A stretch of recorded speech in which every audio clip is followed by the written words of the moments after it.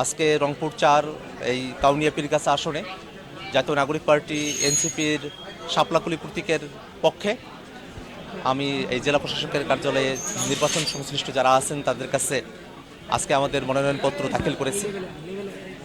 সারা দেশে মনোনয়নপত্র দাখিল করার আজকে একটা তুমুল আলোড়ন তৈরি হয়েছে, একটা উৎসবের আমেজ তৈরি হয়েছে এবং আমরা বাংলাদেশে সুষ্ঠু নির্বাচন অংশগ্রহণের জায়গা থেকে এবং বাংলাদেশের রাজনীতিতে এক শান্তিপূর্ণভাবে ক্ষমতা হস্তান্তরে যে সুন্দর একটা আবহাওয়া আমরা দেখতে চাই, তার একটা পরিবেশ এখন পর্যন্ত রংপুরে বিদ্যমান আছে।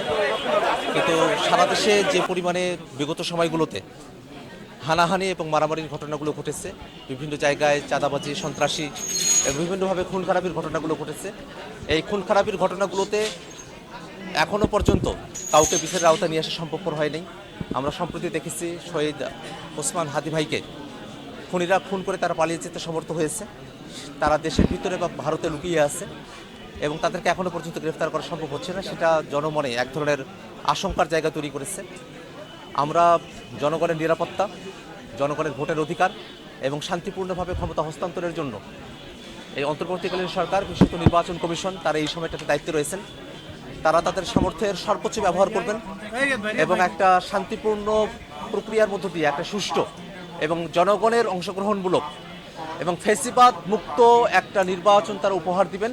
সেটাই নির্বাচন কমিশনের থেকে এবং অন্তর্বর্তীকালীন সরকারের থেকে আমাদের প্রত্যাশা। আপনাদের এবং আইন শৃঙ্খলা নিয়ে কোনো শঙ্কা আছে?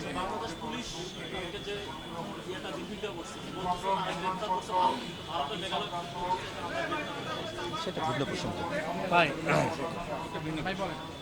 রংপুর ৪ কাউনিয়া পীরগাছা আসনে আমার নিজের জন্মস্থান, সেখানে আমি জন্ম নিয়েছি, বেড়ে উঠেছি। দীর্ঘ সময় ধরে এই অঞ্চলের মানুষের সঙ্গে একটা হৃদ্যতার সম্পর্কের মধ্য দিয়ে আমরা এই বয়সে উপনীত হয়েছি এবং অন্তর্বর্তীকালীন সরকার গঠনের সময় থেকেই আমি কাউনিয়া পীরগাছা এই আসনের প্রতিটি প্রান্তে যাওয়ার চেষ্টা করেছি। এই আসনের নানা বর্ণের মানুষেরা, হিন্দু, মুসলমান এবং এখানে ভিন্ন জাতিসত্তার কিছু মানুষও রয়েছেন, যারা মুরব্বী আছেন, যারা তরুণ আছেন, যারা নারীরা আছেন, সকল শ্রেণীর পেশার মানুষ, শিক্ষিত, স্বশিক্ষিত, কৃষক, শ্রমিক, মজুর, তাদের সকলের কাছে আমরা সবসময় ইতিবাচক একটা বার্তা পেয়েছি।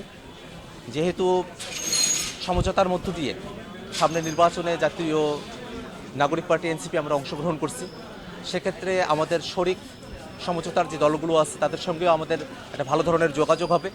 সেটাও এই নির্বাচনী বৈতরণী পার হতে আমাদের জোটের বা সমঝোতার যেসব শরিক দলগুলো আছে তাদেরকে একটা ভালো ধরনের এই জায়গাটাতে ভালো ধরনের একটা সুযোগের জায়গা এবং ভালো ধরনের একটা সম্ভাবনার জায়গা তৈরি করবে বলে আমরা মনে করি।